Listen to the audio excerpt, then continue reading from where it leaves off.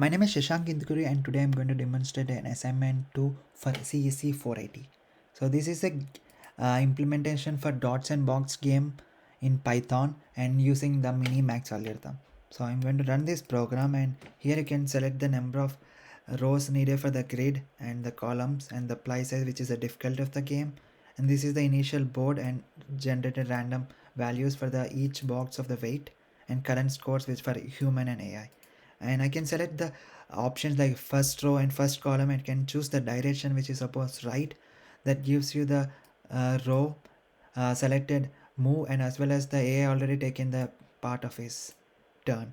And let me select the other move which is 1 1 down and it has it turn, and let me select 2 1 by 3 and it made the complete box and the score is updated to 4.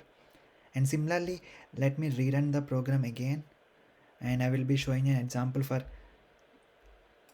3 by 3, and it's 3, and you can see it's created the 3 by 3 index, and I can choose and I can update the values and create it chooses the different value as well.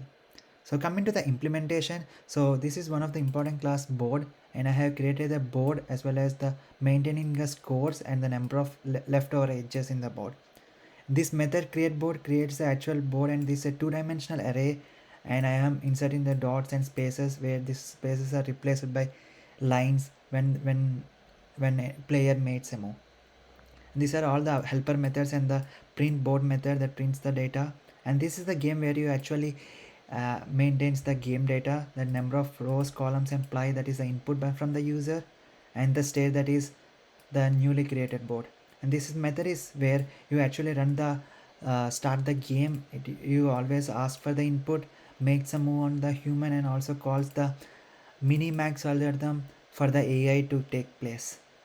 And other important methods are make move, where you will get the current state as well as the action, which is a tuple that has current row index, column index, as well as the action, that is up, right, down, or other different states. And based on the input, we'll check for the validate move if it is a valid move or not, and then we will update the current state of the board.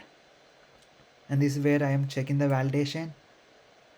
And these are the actions where you will see the available actions for the current state. And this is where actually we are check if there is any match box, and it will update the score based on that for both of them, for human and AI. And coming to the actual implementation of mini max, here is the main function and calls the max value and displaying for AI. And this is the first, and both max value and min value are the recursive functions, and it takes the current state as an input, and it also takes the alpha and beta as I implement this alpha beta pruning, and I will talk about it later. So here it first checks for terminal node. If it is as it is reaches to the ply, then it will stops the searching, or else it will loop on the available actions, and it will call the min value. And here the max is nothing but playing for AI, and it checks if the current value is greater than the previous, then it updates the value and the move. And min is nothing but it's playing for the human, and it always tries to maximize the its move, so that every time the value is less than the previous value, it will always tries to minimize the uh, bad selection, and it updates the value and move here. And as I said, I also implemented this alpha beta pruning, and here I am initializing the initial values with minus infinity and plus infinity for alpha and beta. And for the max, every time I will update with the max value for the alpha, and I'll check if the current value is greater than beta, then there is no need of checking other branches, and I can prune the rest of the branches, and I will return the current value and the move.